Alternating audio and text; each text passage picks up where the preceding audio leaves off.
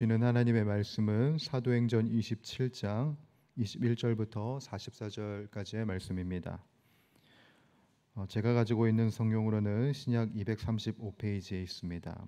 사도행전 27장 21절부터 44절까지의 말씀을 우리 함께 합독하여 봉독하도록 하겠습니다. 여러 사람이 오래 먹지 못하였음에 바울이 가운데 서서 말하되, 여러분이여 내 말을 듣고 그레데에서 떠나지 아니하여 이 타격과 손상을 면하였더라면 좋을 뻔하였느니라. 내가 너희를 권하노니 이제는 안심하라. 너희 중 아무도 생명에는 아무런 손상이 없겠고 오직 배뿐이리라. 내가 속한 바 곧 내가 섬기는 하나님의 사자가, 바울아 두려워하지 말라. 내가 가이사 앞에 서야 하겠고 또 하나님께서 너와 함께 항해하는 자를 다 내게 주셨다 하였으니, 그러므로 여러분이여 안심하라. 나는 내게 말씀하신 그대로 되리라고 하나님을 믿노라. 그런즉 우리가 반드시 한 섬에 걸리리라 하더라. 열 나흘째 되는 날 밤에 우리가 아드리아 바다에서 이리저리 쫓겨가다가 자정쯤 되어 사공들이 어느 육지에 가까워지는 줄을 짐작하고 물을 재어보니 20길이 되고 조금 가다가 다시 재니 15길이라. 암초에 걸릴까 하여 고물로 닷넷을 내리고 날이 새기를 고대하니라. 사공들이 도망하고자 하여 이 물에서 닻을 내리는 채하고 거룻배를 바다에 내려놓거늘 바울이 백부장과 군인들에게 이르되, 이 사람들이 배에 있지 아니하면 너희가 구원을 얻지 못하리라 하니, 이에 군인들이 거룻줄을 끊어 떼어 버리니라. 날이 새어가매 바울이 여러 사람에게 음식 먹기를 권하여 이르되, 너희가 기다리고 기다리며 먹지 못하고 줄인 지가 오늘까지 열 나흘인즉 음식 먹기를 권하노니 이것이 너희의 구원을 위하는 것이요 너희 중 머리카락 하나도 잃을 자가 없으리라 하고, 떡을 가져다가 모든 사람 앞에서 하나님께 축사하고 떼어 먹기를 시작하매 그들도 다 안심하고 받아 먹으니 배에 있는 우리의 수는 전부 276명이더라. 배부르게 먹고 밀을 바다에 버려 배를 가볍게 하였더니 날이 새매 어느 땅인지 알지 못하나 경사진 해안으로 된 항만이 눈에 띄거늘 배를 거기에 들여다 댈 수 있는가 의논한 후 닻을 끊어 바다에 버리는 동시에 키를 풀어 늦추고 돛을 달고 바다에 맞추어 해안을 향하여 들어가다가 두 물이 합하여 흐르는 곳을 만나 배를 걸매 이 물은 부딪혀 움직일 수 없이 붓고 고물은 큰 물결에 깨어져 가니 군인들은 죄수가 헤엄쳐 도망할까 하여 그들을 죽이는 것이 좋다 하였으나 백부장이 바울을 구원하려 하여 그들의 뜻을 막고 헤엄칠 줄 아는 사람들을 명하여 물에 뛰어내려 먼저 육지에 나가게 하고, 그 남은 사람들은 널 조각 혹은 배 물건에 의지하여 나가게 하니 마침내 사람들이 다 상륙하여 구조되니라. 아멘. 이 시간 이 새벽에 자리에 나오신 우리 주님의 권속들 환영하고 축복합니다. 주님의 평강과 위로가 우리 모두를 감싸시고 주님의 신실하신 은혜가 우리들을 견인하시기를 간절히 축원합니다. 우리들은 그리스도인입니다. 그리스도인은 어떤 존재냐? 바로 선교적 존재입니다. 그래서 우리들은 주님의 구원을 실행하는 존재고 이미 임한 주님의 나라에 초대하는 존재이며 동시에 생명을 나눠주는 존재입니다. 그러니 우리의 삶 곳곳은 선교하는 현장이고 생명을 살리는 현장이라고도 말할 수 있겠습니다. 내가 이겨지는 상황이 되고 내 형편이 무너지는 그 상황일지라도 우리를 향하신, 나를 향하신 주님의 선교의 역사가 있고 우리를 통하여서 선교를 이루시는 하나님의 뜻이 있습니다. 우리들은 삶을 살면서 바로 이러한 관점으로 봐야 합니다. 주님이 이루실 일, 주님이 이루실 선교, 나를 통해서 역사하실 그 주님을 바라봐야 되는 것이지요. 바로 이러한 관점으로 우리들은 삶을 바라봐야 하는 겁니다. 하나의 예를 들어보려고 합니다. 2015년 일산에 있었던 한 강연의 내용인데요. 그 강연 중에 즉문즉답이라는 순서가 있었습니다. 말 그대로 그 자리에서 즉석으로 질문을 하고 즉석으로 답하는 시간이 있었어요. 질문자들 중에서는 한 여성이 있었는데 그 여성은 어떤 사람이었는가 하니 작은 교회를 담임하고 계시는 담임 목사님의 사모님이 질문을 하셨습니다. 그 질문의 내용은 바로 이것입니다. 남편 목사님이 국내에서 석사를 마치고 해외에서 박사 학위를 받았습니다.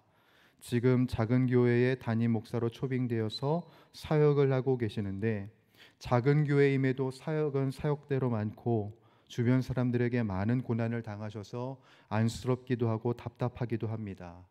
제가 어떻게 기도해야 할까요? 어떻게 기도해야 남편의 길이 열리겠습니까? 라는 질문을 사모님께서 남기셨습니다. 여러분은 어떤 답을 남기시겠습니까? 어떤 대답을 하시겠습니까? 그 강연자께서 곰곰이 들으시고는 이렇게 대답을 하셨습니다. 자신이 어렸을 적 신앙생활을 했던 것을 이야기하시면서 이렇게 대답을 하셨는데요. 남편 목사님은 예수님의 관점에서 보면 예수님과 같은 고난의 길을 충실하게 걸어가고 계시는 걸로 보입니다. 그러나 사모님은 목사님을 예수님의 길을 걷는 자로 보는 것이 아니라 남편으로만 보니까 이해가 안 되고 답답하게 느껴지시는 것 같습니다. 지금 사모님이 하셔야 할 것은 사모님께서 남편을 보는 관점을 바꾸는 게 우선일 것 같습니다. 라는 답변을 하셨어요. 여러분, 신앙인은 나를 보는 관점이 남다른 사람이고 또한 상대를 보는 관점도 남다른 사람입니다. 나를 통해서 주님의 생명이 흘러간다는 관점을 갖고 있어야 하고 또한 내 주변 사람들에게 인생을 제대로 볼 수 있도록 그들의 관점을 변화시키는 역할을 바로 우리가 해야 합니다. 바로 오늘 본문에서 나오는 바울이 그랬던 것처럼 말이죠. 오늘 바울은 어떤 상황입니까? 죄수 호송대와 함께 로마로 향하는 중에 풍랑을 만납니다. 그 풍랑으로 인해서 바다 가운데 배가 박살이 나죠. 여러분, 바다 한가운데서 배가 박살이 났다는 것은 무엇을 의미합니까? 언제 죽어도 이상하지 않을 상황이라는 것이지요. 그래서 27장 20절에는 이렇게 기록이 되어 있습니다. 우리가 어제 읽은 구절인데 한번 보십시오. 여러 날 동안 해도 별도 보이지 아니하고 큰 풍랑이 그대로 있음에 뭐마저 없어졌더라고요? 구원의 여망마저 없어졌더라. 이것이 바로 배를 타고 있었던 사람들이 느끼는 감정이었습니다. 위를 봐도 어떤 빛도 보이지 않고 아래를 봐도 큰 풍랑은 멈출 기색이 없으니까 우리들이 구원받을 수가 없다. 우리들의 생명은 끝났다는 이 죽음의 관점에서 모든 것이 보이는 것입니다. 그러나 그때 오직 바울은 무엇을 이야기하냐면 오직 은혜의 관점에서 생명을 선포하는 것이 오늘 본문의 배경이라고 이야기할 수 있겠습니다. 우리 22절에서 25절까지의 말씀인데요. 길지만 우리 천천히 또박또박 한번 읽어보도록 하겠습니다. 시작. 내가 너희를 권하노니 이제는 안심하라. 너희 중 아무도 생명에는 아무런 손상이 없겠고 오직 배뿐이리라. 내가 속한 바 곧 내가 섬기는 하나님의 사자가 어젯밤에 내 곁에 서서 말하되 바울아 두려워하지 말라. 내가 가이사 앞에 서야 하겠고 또 하나님께서 너와 함께 항의하는 자를 다 내게 주셨다 하였으니 그러므로 여러분이여 안심하라. 나는 내게 말씀하신 그대로 되리라고 하나님을 믿노라. 아멘. 바울이 뭐라고 했습니까? 모든 사람에게 안심하라고 이야기했습니다. 왜냐하면 하나님에게 약속의 말씀을 받았기 때문이죠. 여러분, 바울이 지금 다른 장소에 있습니까? 지금 다른 공간에 있나요? 아닙니다. 이 파손된 배 속에 절망을 느끼고 있는 사람들과 똑같은 공간, 똑같은 시간을 보내고 있습니다. 그렇지만 그가 남다른 소망을 품고 소망의 관점으로 이야기하고 위로를 권면할 수 있었던 것은 무엇이었을까요? 바로 하나님의 약속을 가슴 깊이 품고 있었기 때문이었습니다. 여러분 반드시 기억하십시오. 나의 모든 상황 속에서 구원을 약속하신 주님이 우리와 함께 하시고, 이 상황을 통해서 선교적 역사를 이뤄가시는 주님이 우리 하나님이시라는 것을 잊지 마시기를 바랍니다. 괴롭고 어려운 순간 속에서 우리들은 이렇게 말하고 싶습니다. 하나님, 실수하셨네요. 하나님, 제가 하나님이라면 이런 상황을 겪게 하지 않았을 겁니다 라고 이야기하고 싶은 것이 우리들의 마음일진데, 그렇지만 우리들은 그 마음, 그 생각을 달리해서 소망의 관점을 봐야 하겠습니다. 왜냐하면 우리 하나님은 실수가 없으신 하나님이시요, 그 상황 속에서도 놀라운 은혜를 이루시는 주 하나님이시기 때문에 그렇습니다. 그래서 바울은 자신이 갖고 있는 이 생명의 관점을 모든 이들에게 전하고자 하였습니다. 그게 바로 33절 34절에도 기록되어 있는데요, 제가 한번 읽어보겠습니다. 날이 새어감에 바울이 여러 사람에게 음식 먹기를 권하여 이르되, 너희가 기다리고 기다리며 먹지 못하고 줄인 지가 오늘까지 열 나흘인즉 음식 먹기를 권하노니 이것이 너희의 구원을 위한 것이요 너희 중 머리카락 하나도 잃을 자가 없으리라 하고. 아멘. 여러분, 이들이 왜 14일 동안 먹지도 마시지도 못했을까요? 자신의 인생이 여기서 끝날 것이라는 생각이 드니 어떤 것도 입에 댈 수 없었기 때문이었습니다.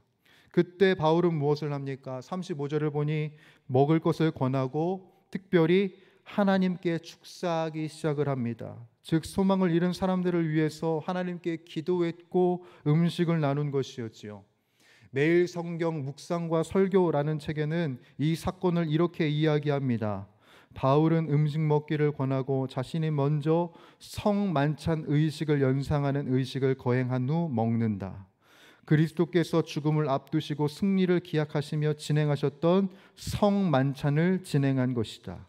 이것을 통해 바울은 하나님의 구원이 이곳에도 임할 것이라고 고백했다라고 되어 있습니다.